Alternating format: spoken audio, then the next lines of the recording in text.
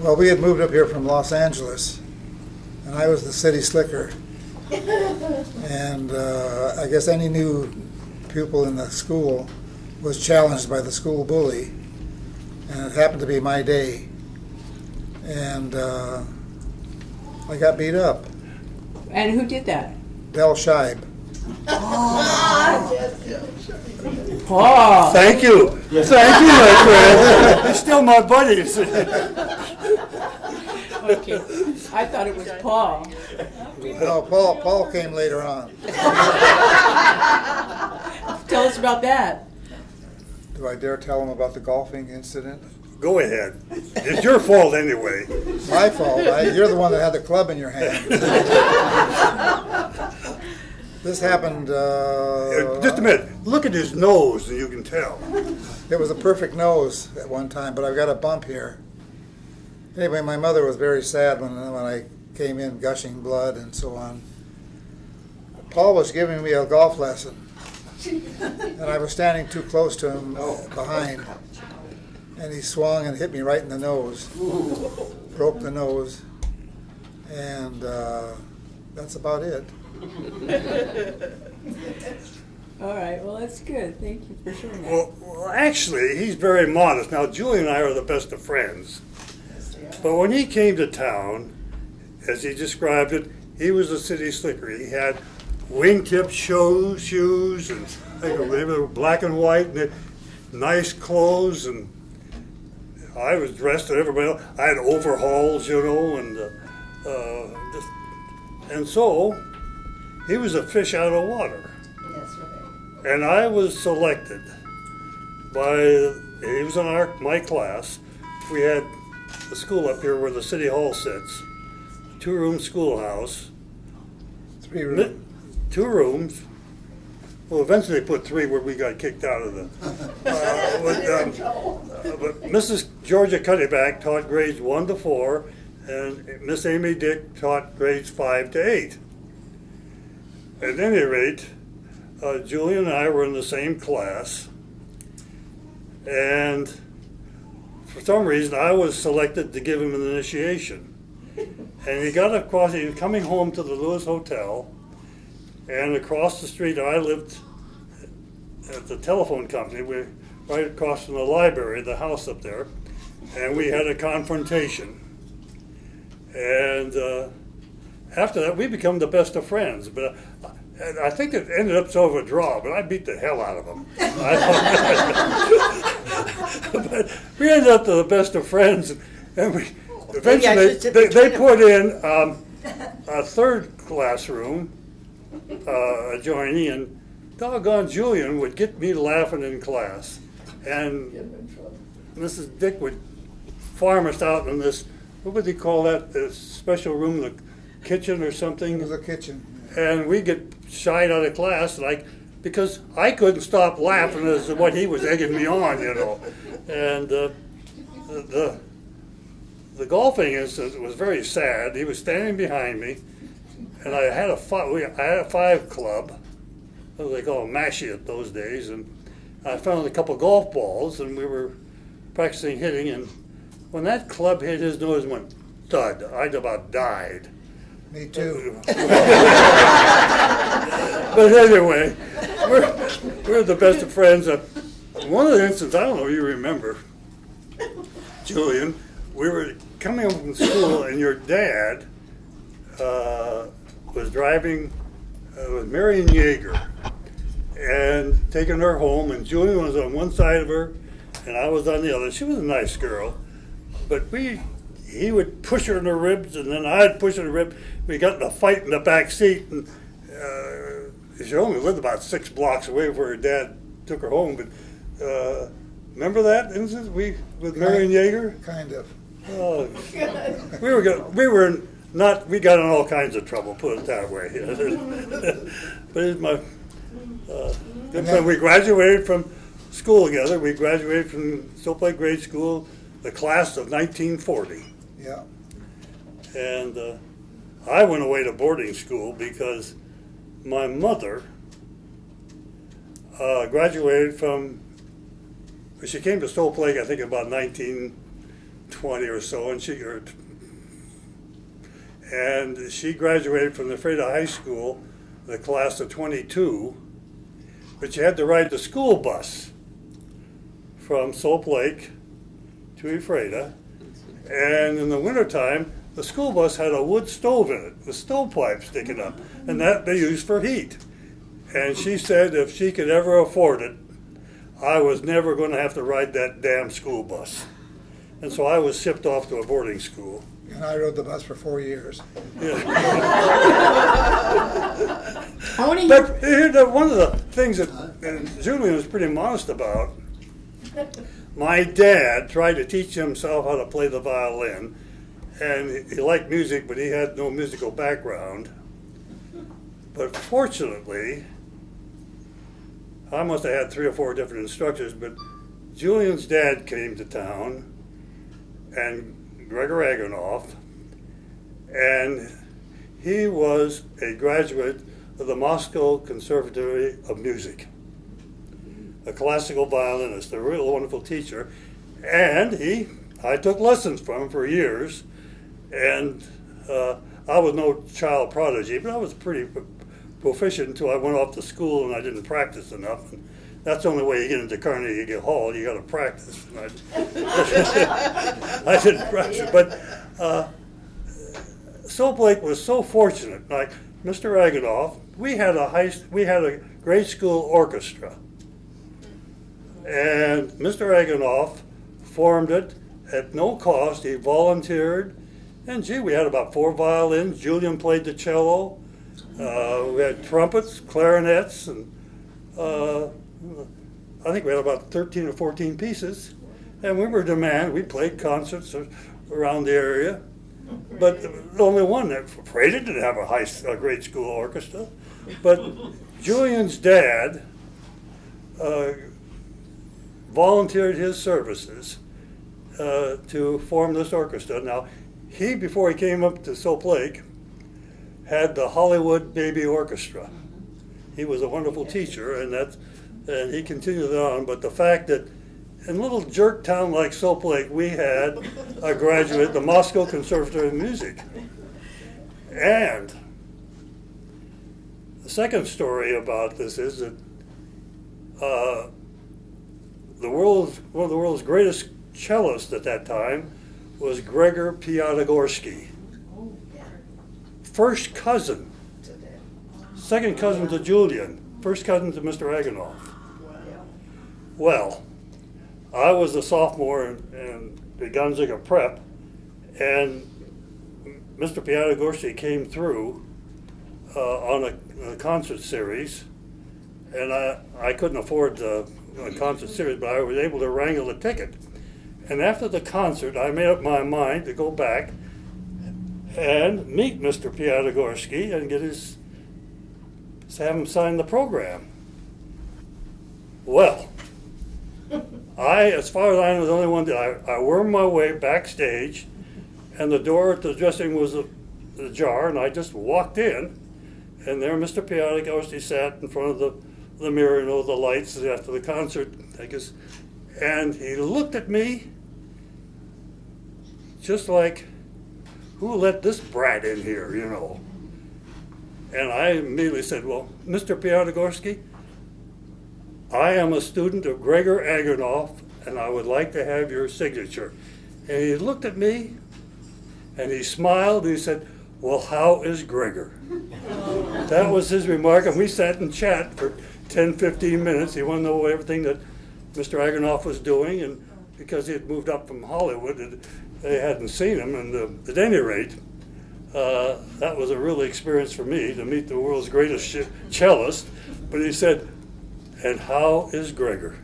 And Julian told the other day, he didn't use the Russian word for Gregor. What is it? Grisha. What? Grisha. Grisha. But he said, well, how is Gregor? Not the Russian word for that. But that's one of my other experience I have to tell you about the Louis Agranoff family, is that I knew Julian's grandfather Louis pretty well. I was just a young kid, but for some reason Louis came up to the telephone office. He was looking for Dad, and he just walked in. We didn't knock doors, and he just walked in and went where Paul was, and Mom said he was out in the backyard, so I took Mr.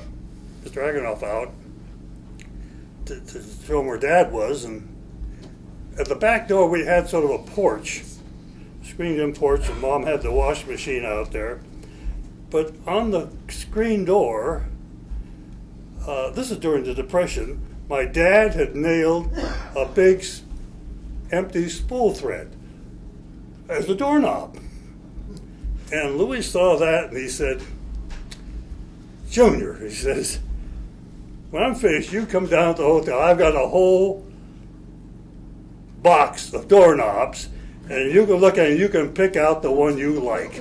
Yeah. And I went down to the hotel with Louis, and he got out the box, and I picked out the door handle, and I think it may be still there at the same time. But Jorgensen is still, it's a thing. But anyway, it was there for years, courtesy of Louis Agranoff. What can I say? Talk. You can always make me laugh, buddy. Well, I do want to hear a little bit from Julian, and I want to hear from Elaine too. So I want to ask Elaine a question, because do you remember Elaine? Do you guys remember Elaine? Pardon, sir? His dad bought my dad's building when we left for Soap Lake, Mr. Klasen. Yeah. Did you know Elaine then when you were? Yes, I knew who she was, but I couldn't recognize her today. But I remember You mean Adam Rose. Adam Rose sold that place that's burned down now to my dad. So Paid $10,000 for it. when was that? Oh, that must have been about 1940, 6. something like that. Did you go to school together? Well, I went 8 years at Soap Lake. I had Miss Dick and Miss Cuddyback, and I thought we had a Mrs. McCamey. Gregor, or No. Margaret McCamey. McNamee, Miss McCamey. Miss McCamey. That was Amy Dick's niece. He's right. So where did you guys, like, Elaine, where did you, like, when I was a kid, we bought candy, you know. Did you guys have a place, like a store that you bought candy or kid stuff at? my folks owned a store. They had it in that building, was a store. And I remember they had this candy that you, if you got a pink one, it was free. They were the little chocolates. Every night when we closed the store, there was several of those that had been bitten. And of course, you bought a dill pickle, buy a dill pickle. It was just in a barrel. You bought a chocolate eclair, buy each. You know? Was this the store that's at the Rose Apartments, or was this another? Yes. So when did they own the? What years did they own the Well, Rose? Dad built that, and he built it in the 30s. He bought the cabin court in the early 20s, before Mom and him were married. The one that is now Reiner's. Right. It was pretty old then, but it didn't look quite like it does now. Wow. And then there was a house on the corner that we lived in. Before he built the building, then we lived in an apartment in the building. And there was a gas station, grocery store. Richfield was the Rooms. gas. Yeah, was it? And then he built apartments upstairs. Does anybody have any questions they want to I ask? sure Elaine? do. Can I ask a question? Yeah. Do you know who that is right there in that picture? Oh. That's Paul Klasen. Back in 1958.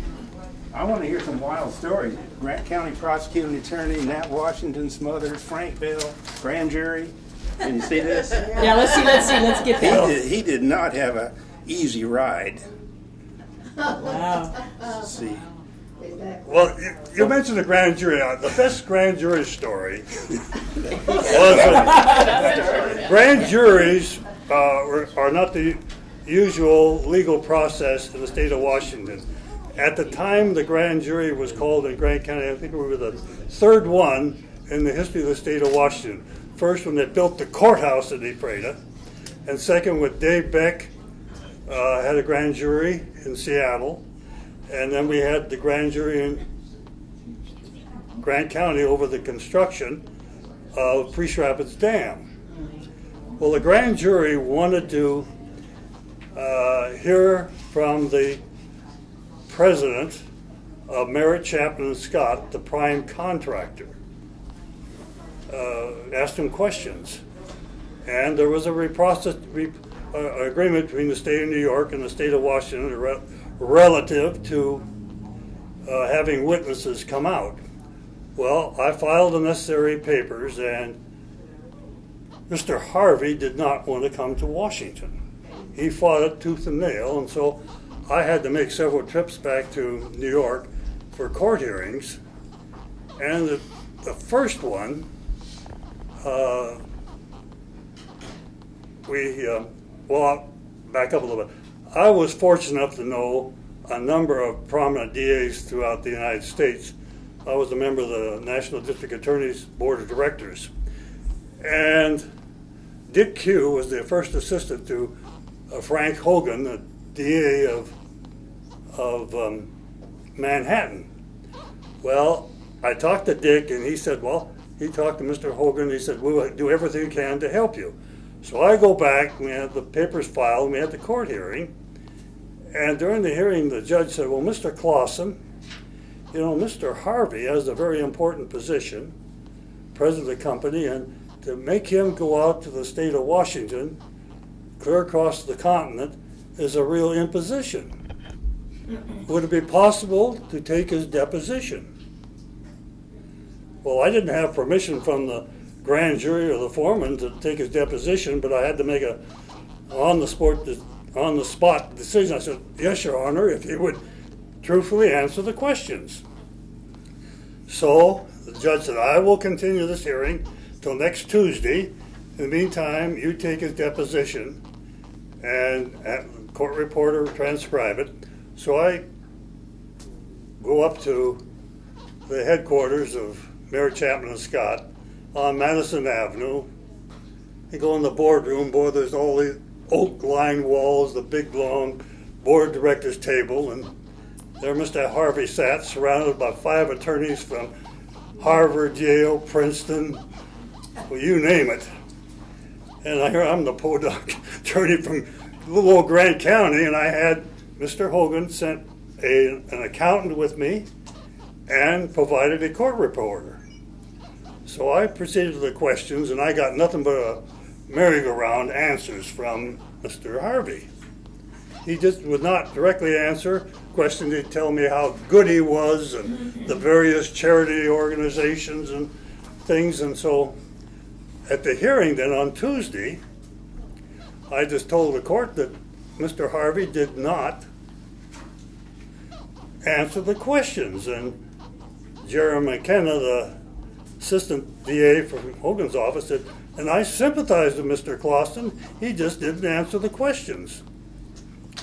And so the judge had the transcript. This was all prepared by the court reporter at no cost to Grant County. And he's thumbing through these pages, read it, turn the page, and read it. And this went on for about 15, 20 minutes. The court was deadly silence, full of people. And finally the judge looked up and he said, Mr. Harvey, you are going to Ephrata. And the courtroom erupted, and I made the front page of the Wall Street Journal. And they appealed it all the way through the New York Court of Appeals, Supreme Court, when it landed up in the Supreme Court of the United States, where on the front page of the petition was written, this petition is so frivolous and without foundation, it is forthwith denied. Felix Frankfurter, judge. Wow. So that ended that. Mr. Harvey came to Ephrata. That's one of the, that's a. Well, what was the wildest case you've ever taken here? Oh, there's so many. You can't. So many. Well, one of the funniest things that happened, to my way of thinking, the county was building farm-to-market roads, and the county made arrangements with the farmers. They couldn't afford to buy the right-of-way, but they got a right-of-way on the outskirts of the farm unit, 30 feet on each side to build the road. Well, somehow, I'm not going to mention his name, the right-of-way man neglected to get a signature, permission, from a resident of the state of Louisiana. Well, the commissioners called me down and, as you bail us out. They had to stop construction. The construction of the road was already started. And I said, well, I'll see what I can do. Well, I tried to get a hold of the man in Louisiana. He would not return my phone calls or my letters. So, my good friend, I called up Bill Garrison. I don't know if you know who Bill Garrison is. He was the DA of New Orleans, and he's the fellow involved in the Kennedy assassination. They made a movie about it, and I can't remember the star. But anyway, I explained it to Bill, and I said, this fellow doesn't live in your parish, but could you contact him and arrange a meeting when I come down to the meeting? And he said, well, Paul, I'll see what I can do. Well, I get down there to go to the board of directors meeting, and I'm checking in. I was checking in, registering at the hotel, and this man comes up to me and says, where do I sign? And of course I had a portfolio with the quitclaim deed, release of liability, etc., and signed it. And then later on that day, when I ran into Bill at the meeting, I said, Bill, what in the hell did you tell that guy anyway? And he looked at me and he smiled and winked and said, Klasen, if you have to ask, you have no business knowing. So, whatever, I just don't know. But these stories could go on forever, but Julian's got the stories. I want to show, somebody has something here for Julian. It's sort of a surprise. You want to give it to him? Yeah, so I asked him, they brought it to me, and I said, oh, wait, I want you to give it to Julian yourself. So it's kind of cool. What is this? That's the lady that found it. Oh. This was given to us. This is when your dad joined the Masons. That's his certificate. Oh my. If you want it. Yes, I hope you don't mind. I got a copy of it. Where did you get it? Leah Fuller. You remember? They used to stay at your hotel up here in the cabins. Anyhow, she got it. She bought a box at a junk sale for $1, and that was in it. No kidding. And she Wow. knows what we do with it, so. That's wonderful. Thank you so much. I think, Julian, you were the Grand Master of the lodge. What I like is his signature over here on the side. No, I wasn't Grand Master. That's at a state level, Paul. So, I was Master of the Lodge in 1962. but I hope you like it. I do. Thank you so much. No problem. Appreciate it. I would get up, but Hey, no problem. I would need help. Okay. Hey, Julian, I would like to hear some. Here's this. That goes with. Thank you, Chuck. Thank you very much. That's wonderful. That's really something. This is a copy. So, Julian, I want to hear Julian talk a little bit about your dad and how he got here. Well, to begin with, our name wasn't Agranoff at the time. When my grandfather and my father got to the immigration, they couldn't spell Agranovich, so they changed it to Agranoff, and it stuck. But anyway, my father was a graduate of the University of Moscow Conservatory of Music, as Paul stated. And in 1916, when the Tsar was deposed and the Bolsheviks took over and instituted what they called a pogrom, where they were killing the Jews, my grandfather, who at that time had a string of hardware stores in Russia, decided he better get out of there because his life was in danger. My father, in the meanwhile, because he had been at the Conservatory of Music, had a uniform with lots of gold braid, and they got the idea that they would escape by train. No papers, no passports, just money to bribe their way out of Russia. So they went up through Siberia, down through Japan to Yokohama, where they caught a ship, the SS Hawaii Maru, and went to San Francisco, got into customs, and like I said, they couldn't spell our name, so they changed it to Agranoff, which ultimately became Agranoff. My grandfather, and incidentally, my grandmother and my two uncles were being hidden by supporters of the Jewish community.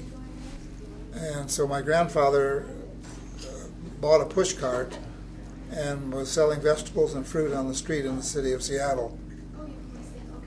He heard about Soap Lake being a medicinal lake, and being from Europe, he was familiar with the spas like in Baden-Baden, Germany, and thought that that would be a good place to settle down. And so he bought a piece of property which is up at the end of the street there, and decided to build a hotel. It had 8 rooms, including a kitchen and a dining room and restroom, of course. A communal restroom, I might add. Cast every concrete block himself. Bought the lumber in Cle Elum and trucked it into Soap Lake in an old chain drive Ford truck. In 1927, because the hotel was a little bit small at the time, he bought the old Johnson Hotel in Ephrata, promptly applied for a permit to move it. It was denied, but he moved it anyway, and ultimately rebuilt 7 miles of highway because the dollies under the old hotel were gouging the road. And so he joined the old part to the new part, being the Johnson Hotel, and we all wound up with 26 rooms, so more than tripled, almost tripled. And from that point on, that was the Lewis Hotel, which catered to most of the Jewish people in Seattle, people that we look forward to seeing every summer. And that's kind of the way it started. My grandfather then contracted arthritis quite bad and came to California where it was warm to recuperate, and convinced my father to give up his practice of violin in the city of San Diego and come up and take care of the hotel for a while until my grandfather could get back on his feet. He couldn't sit up very well, so my Uncle Charlie and Dad bought an old, what we would call an RV today, but it was an old 26-foot trailer and a 1925 Dodge to pull it, and came up from California to Soap Lake. We arrived in Soap Lake on the 24th of April, 1938, and the 24th of May my grandfather passed away, and so there had been an Agranoff in the community ever since. Kind of a funny anecdote, coming through the city of Portland, my grandmother, who was riding in the trailer with my grandfather, got cold, so she started a fire in a little stove.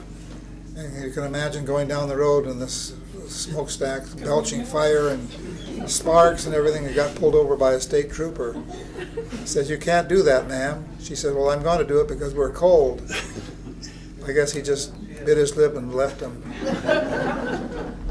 But I remember my grandfather vaguely. I don't remember because I was only 11 when we moved up here. But he was a blonde, blue-eyed hunk of a man. A real gentleman, too, I tell you. That's where I got it. He's always got a. He kind of one-ups you a little bit, doesn't he, Paul? Yeah. Well, he's 2 weeks older than I am, you know. Oh, is that Yeah, it? and he takes advantage of it. You and George Waldo used to have that discussion about who was older than you. Well, George was 7 months older than I am, 6 months older than I am. And how much older is Well, Julian's the 9th of February and I'm the 27th. Oh, that's my birthday, what? That's a, 27th of February. that's a grand day, isn't it? You guys are great. Well, let's switch to Is the hotel Elaine. still here today? No, it's been torn down, Mick. Did it ever burn down? No, it was torn down by a single individual. Oh, what's the story on that? I am curious about that. What do you mean a single? What prompted you? Yeah, what happened? Well, in 1976, I believe, the folks had a chance to sell the hotel to an individual who milked it for all it was worth and then walked away from it at the end of the summer. And so Dad, by that time, the folks had moved to Ephrata. So Dad stayed here and ran the hotel, and Mother stayed in Ephrata to, keep the home fires burning. The city council, in their great wisdom, decided that the hotel was a nuisance and decided that it would have to be torn down. Well, that was quite a blow since it had been in the family for so many years. So knowing that to have it torn down by a company, it would cost a lot of money for demolition. Dad scouted around and found a young man by the name of Rod Peters from Ephrata, who was looking for building material because he was going to build a house. He took on the job of tearing that hotel down by himself, a monumental task. And so, right now it's just a big hole in the wall, in the ground. The basement's all full of debris. Well, Soap Lake's of various nationalities, but Julian, tell them about the cafe. Oh yes, it was a Jewish restaurant selling Chinese food. Yeah, a Chinese cook too. Louis Woon was a Chinese cook. He had come up from San Francisco. It was Agranoff's Chinese restaurant. So when did the hotel actually and the restaurant stop operating as a hotel restaurant? About 1976, Okay. And then when did it get torn down? shortly thereafter. Okay. Huh. Wow. Kathy, is there a picture of the hotel in our book? Oh Yes. yes. Several. There's Yes. several. And Yeah. I think the gentleman, I keep telling Julian, that was his uncle Charlie, I thought. But who's that man standing in front in that picture? Right. I think that's my Uncle Charlie, but I'm not quite That's sure. what I thought. It's kind of fuzzy. Elaine, I know that people have to go, so I want to just hear from Elaine a little bit, and then I don't know. We'll just I never hear enough of these stories. But Elaine, so talk about how your parents came here and when your parents came here. My grandparents came here from Bridgeport for my grandmother's health, and I thought she just had a stroke. Most people came here in my years for the Berger's disease. And they bought, and it still stands across from what was the Schrag Clinic. There was more kind of like a motel in these days because it was all connected with porch around all the rooms. And grandparents lived there. And then my mom was here taking care of her grandparents. And my dad got tired of logging over at West Side. He moved here and he went to work for Mrs. Thorson. And I think it was in this building. And he gave the baths. And he also drove a Thorson's van and would meet the train. And they would all try to bring the customers to their own place. And he said that they were assigned places in park. Like, if you're number one today, then you go to the back the next day and you work it up that way. And you try to bring the customers here. And then Mom and Dad met here. And, In Soap Lake? yes. Your parents met here? Yes. And Dad had, by that time, purchased this cabin court, which now is Reiner's junkyard. I don't know if that's the right word. That's close. And he had the cabin court, and then in the 30s, I'm sure he must have had help, because when he built that, it was a skyscraper, a 3-story building in Soap Lake.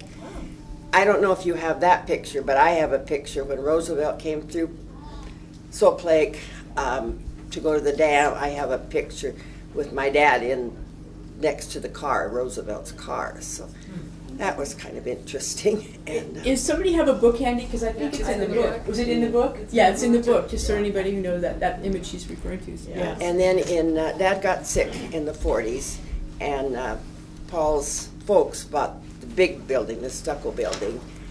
Previous to that, he had sold the cabin court to, I believe it was people by the name of Halversons. And then, an interesting thing too, following the war, Dad bought 3 houses up at Grand Coulee Dam, and in order to move them down here, they cut them in 2. Well, that was quite a rarity then. I mean, now you see half houses all the time. But in that period of time, it was quite a rarity, so everybody in Soap Lake was out watching these half houses come. They still stand. Where are they? There. Right behind, well, we called it across a ditch from Reiner's. There's those 3 houses, and the big trees, I felt like I was punished because I had to stand there every night and water them, but they did grow beautifully now. And Dad wouldn't dig a ditch between each tree. I had to stand there so I could move the hose. Then we moved to the coast in the 40s. I went 8 years to school. I had the same teachers. And then I rode a bus, but we must have been a little bit ahead. We didn't have a stove on our bus. But I rode it and attended 2 years of school in Ephrata before we moved to the coast. And now I have children that live in Ephrata, so it's fun to come back. One point I went to an estate sale and with my daughter-in-law, and we found old annuals. I was surprised and bought them, and then I found out it was Mr. Wagner's estate sale. He was the principal when I went to Soap Lake. So I was flag twirler, so my grandkids were quite impressed that Grandma was in that annual. They didn't know what a flag twirler was, but and now it's fun to come back.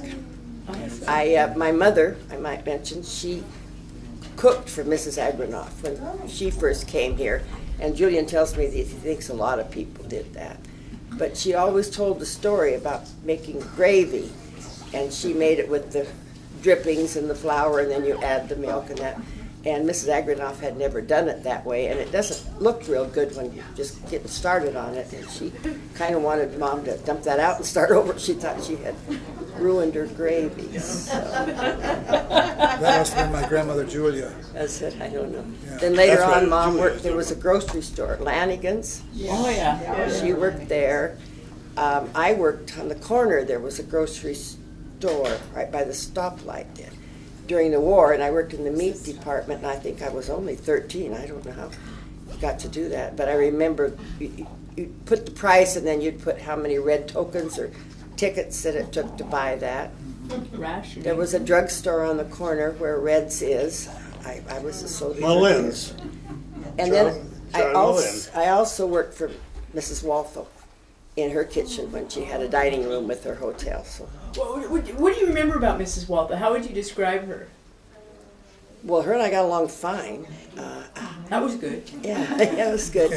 One thing I do remember, though, the last day she wanted to use up everything that we had in the kitchen. So for dessert, she made some kind of a prune whip with baby food. And when my customers would want to know what dessert was, I didn't know what to tell them.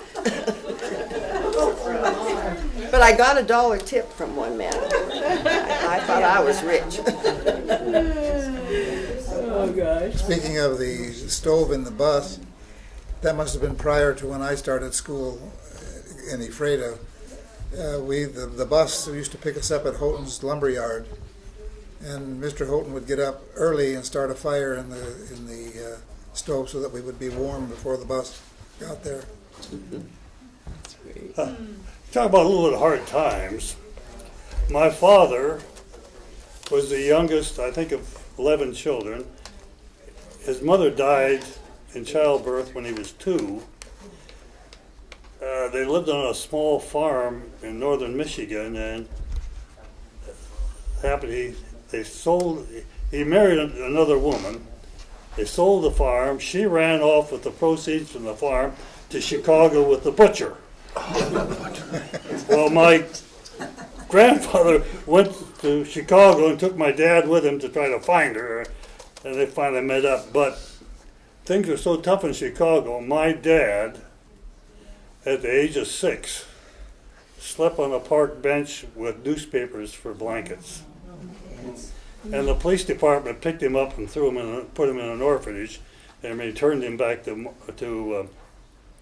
Michigan.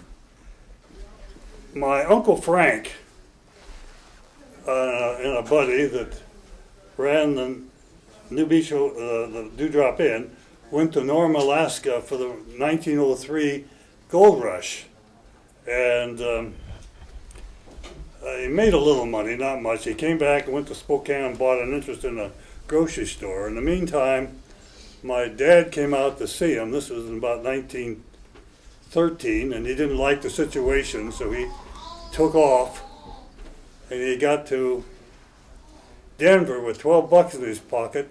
It was getting cold, and he enlisted in the Navy, and he's for a 4-year hitch, and he was discharged as a chief petty officer in 1918. He immediately went to work for Underwriters Corporation, preserving the fires that went in, put tarps down, and got the goods out so that the insurance claims would not be great.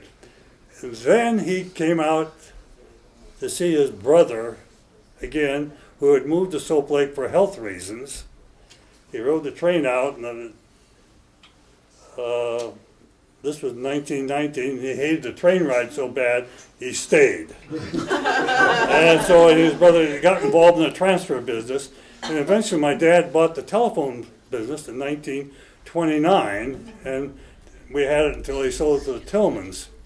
But because of that, I was indoctrinated a telephone operator, and I pulled my shift in the summertime, and as a result of that, I knew a lot of what goes on in Soap Lake that a lot Julian were not privy to. And Kathy has never, ever really asked me about the whorehouses in Soap Lake. We had 2 of them.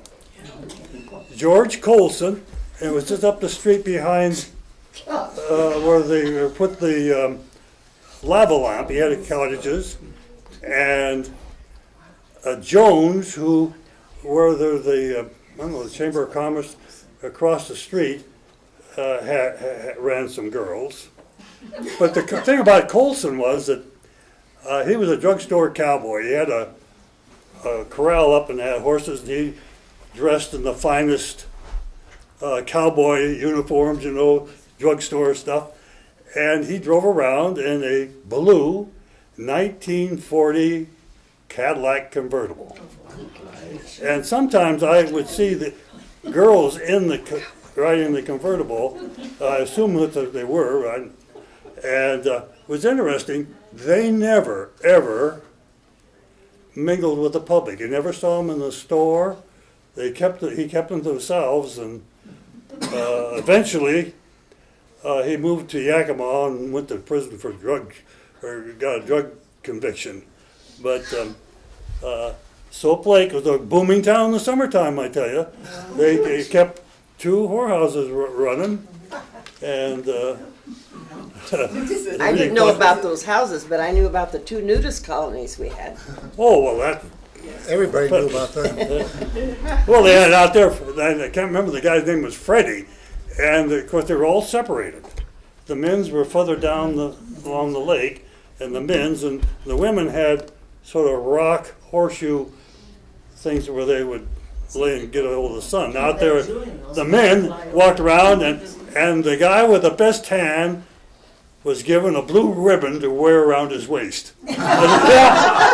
Yeah, Freddie. I can't remember Freddie's last name, but that was the... Julian, what do you know about the flying woman? Am I under oath? Well, there were actually, I was learning to fly when I was in college, and there was a fellow that had a seaplane that would come into Soap Lake every once in a while, and I was wanting to check out in a float plane, and so I would fly around and come around the north end of the lake, and then very slowly go around the shoreline. Very slowly. And if I didn't do that, I had a rowboat with binoculars. Julian, did you tell this story about May Day? When you and Paul went out to gather flowers for May Day? Oh, it wasn't Paul. Was it you? Was it? When Miss Dick wailed the hell out of us? Oh, yeah, well, we got in trouble in the basement, the costumes. No. It was May Day. We went to... No, it was Charlie Nichols. Oh, Charlie Nichols. Charlie Nichols, yeah. When I was in school, on May Day, we were supposed to go out and collect flowers to take home because it was May Day. And Charlie Nichols, who lived up on High Hill, and I were good friends, and we decided we weren't going to come back. So we took off, and lo and behold, here came Miss Dick. She caught us and brought us back to school. She had a paddle that was about that long, about that thick, and she didn't mind using it. But she laid us across. She laid Charlie across her lap and started wailing on him with this paddle. And every time she would whack him, and he would say, "My dad's on the school board. Whack. He's going to get you fired. Whack." And this went on. I didn't dare say a word because Miss Dick and Miss Cuddyback were really good friends of my folks, and I knew if I said something, it would get back to them, and it did. You should have told them about Patty Dorsey. But Should have Were told they them who you're sisters? related to. that wouldn't have made a difference either. Well, with the paddle, before Julian got there, I was in the 4th grade. Lester Smith, myself, and somebody else got in a fight over the chalk box. The chalk would come in a little box, and when it was empty, everybody wanted the box. And Lester and I got involved, and Cuddyback decided we had to have some hacks. She had to go to the principal, who was Miss Dick, to get the paddle. Well, my buddy Kenny was involved in this, and he found out that he crawled out the window, the school, and headed down. His dad had the butcher shop where the Red Dell is at the time. And the last thing we saw of Miss Cuddyback, she had the paddle. She was coming down over the hill, and she went after Kenneth, cleared down to the store. Kenneth went out the front door, and I don't know whatever happened, but imagine the teacher walking down the hill with the paddle, left the classroom, the whole bit. And then the other thing that Julian should remember, we got into, they put the new edition on, and in the basement underneath it, they stored the costumes for some of the plays. Mm-hmm. We got into it, the boys did. And we really got hell for it. And as a result, Miss Cuddyback had Dick come in with the paddle, and every boy in the room got at least 2 hacks. They had to bend over your desks, and she wailed away. And I remember Paul Hampton, a little loose, and she whacked him, and he slid forward. He really got it. But every boy got at least 2 hacks. The justice was meted out equally. Paul, would you tell people why you call it the Red Dell? He's not just saying Red Dell because he doesn't know that we now call it the Dell Red. There is a. Well, I guess it was Dell Red. What was the name of the Dell? It was Red Dell. It was actually Red Dell. Does anybody know that story?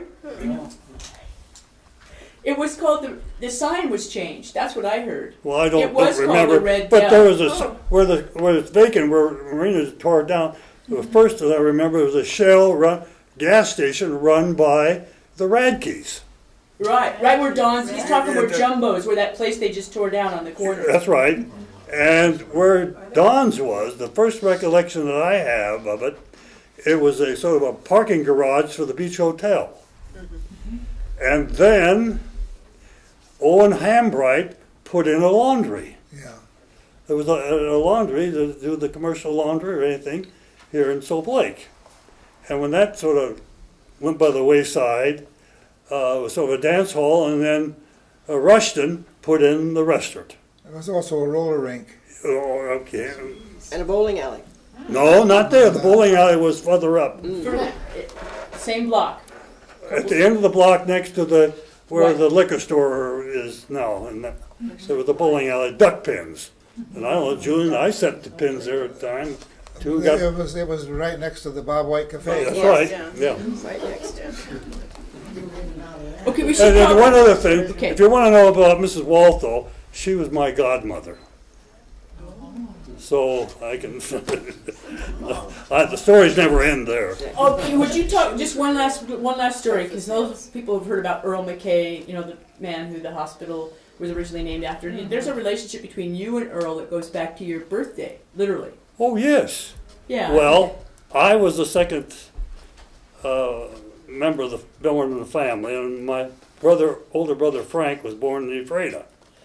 So and my mother didn't want to go back there, so she wanted to go to the hospital and went actually St. Anthony's to deliver Junior. Well, all my dad had was trucks with hard rubber tires. And so Earl McKay loaned my dad his car to drive my mother and myself to the hospital. And they're great friends of the family, but I went down to Wenatchee in Earl McKay's car and came back the same way. But Earl was a real nice guy. As I understand it, he was originally from Wilbur, and he was a member of the Escadrille Air Force for the French in World War I. He was a pilot, and he got Burger's disease, and he came down. That's how he came here to Soap Lake. And a lot of times he'd go over to Walthall's and eat there. He lived on the house right across the street up on the bluff there. And I was in there one day, and Mrs. Walthall had a funny side of a temper. Earl came in the summertime. He had nothing but his skivvy shirt on. He walked through the kitchen, and she was frying hotcakes or something. She took the spatula, and Earl walked by, and bang! She hit him across the shoulders. And she laughed at him, and Earl chased her around. They had an island with the dishes, chased it around there until she turned around and said, "Don't you come a step further, you'll really get it." But that's the way the relationship was. And boy, she was not above teasing somebody or getting a lick in, I'll tell you that. Because in the interest of time and people, is there anybody who has a question for any of our special guests? And Well, go ahead. Well, Diane. being an outsider, this is all first time for me. But I'm so curious, and I guess I am curious about the relationship that you and your families had, if any, with the Native Americans from around here. Well, they would come down in the spring and did canvas. And they would camp right above the men's nudist colony. And they'd be there for several weeks. And they were quite friendly. They'd come down in wagons. And I went over and played with the Indian boys. They were quite friendly, and eventually they harvest the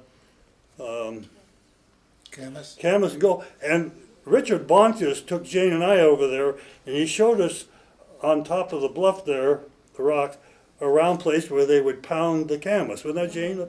The camas, the Indians would, and go back. And the thing that I remember more than anything was that they had a swayback horse that I didn't think would make the trip back to Nespetum, and they gave it to Alvin Finney.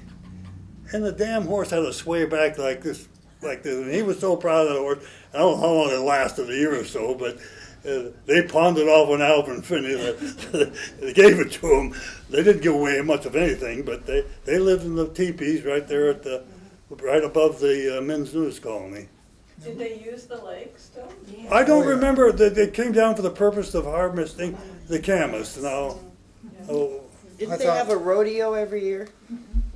That Pardon? started in the 50s. That was called Suds and Sun. That was a town event. It was like. But I thought they did, because that was our entertainment, and I left here in the 40s, so maybe. Oh, okay. Now, so the town officially adopted Suds and Sun in the 50s. I think 56. But so maybe before that, they were already having that just onto themselves. I thought when the Indians came every year, I didn't really know it was spring. I didn't pay attention. We'd look forward to it because they'd have a rodeo, or I called it that. Okay, where was that? The rodeo? Yeah. Well, I remember where he said they camped, and it was over on the West Beach. They had the rodeo. and when I lived here, it was muddy beach and sandy beach. There wasn't any Right. west or Right. yes. I look forward to our time on Tuesday, so we'll talk a lot more about that too. So I've heard that before. Now you're the first person I've known that would talk about some of those details of that out there on the West Beach. Yeah, we had hydroplane races too. Oh, don't say that. No.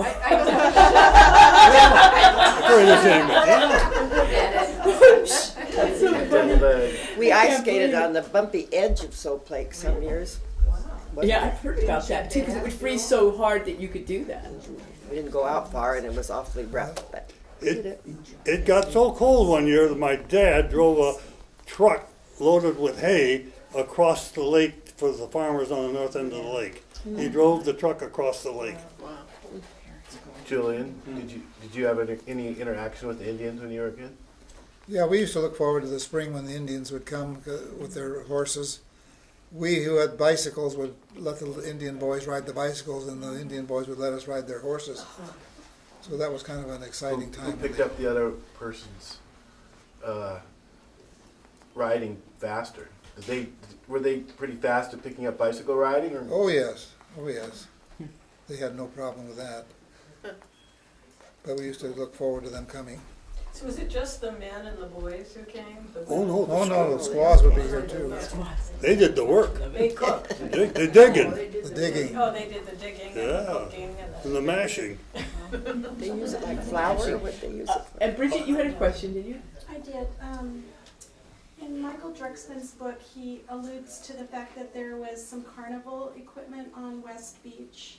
Is there any truth to that in the 50s? And what do you know about the carnival ride that was over in East Beach? Oh well, How long has it been? every summer a carnival would come through. And sometimes some animals. I remember the one had a pet bear and ran him down into the beach for. But the carnival would come through, and then the Lions Club bought from the proceeds of the slot machines in the Businessmen's Club a merry-go-round, and it was down there where the run it, and the principal person who run was Steve McDonald and the Rams, and they really was sort of Steve's personal hobby. They had the merry-go-round in the summertime, and it got such bad shape they had to sell it eventually.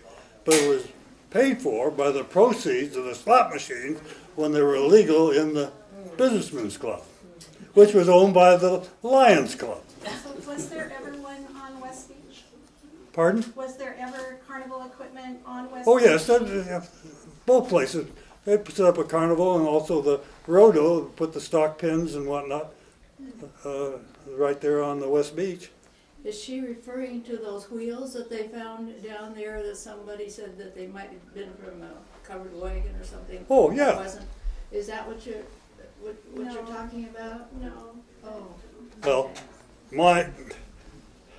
my dad purchased the first piece of fire equipment for the city of Soap Lake in about 1923 or 24. My Uncle Frank was in the Silent Slum Hotel when it burned. He wasn't hurt, but that's where he was living before he died, was at the asylum, and he was there when it burned down. Darn it. What did you say, Jane, about the... Those wheels that they found down Oh, the there. wheels. Well, Yeah. the wheels actually sat back of our yard. They were hose wheels. You would pull them, and they had the hose, and that's the first piece of equipment. I think Dad said the city paid $300, bought them to the city of Wenatchee, and that was the first piece of fire equipment that the city of Soap Lake owned, and it sat there for years. And finally, after school one day, we pushed them down to BBB Beach. That was Bare Butt Beach, where the boys would go swimming, and no girls allowed. But anyway, we called it Bare Butt Beach, and we pushed them off. We dove off for those wheels, and sometime later, somebody thought that was part of an old horse-drawn carriage or something, or a wagon, but actually it was a fire hose wagon, what it was, just two big wheels. Are they still there? I don't know. I think they probably rusted, and I think somebody pulled them out. You can see how much the weather has changed. We used to go swimming at BBB in April. Oh, really? It was hot enough to go swimming. Well, that was the first thing, Julian. Who was going to be the first one to go swimming? That's right.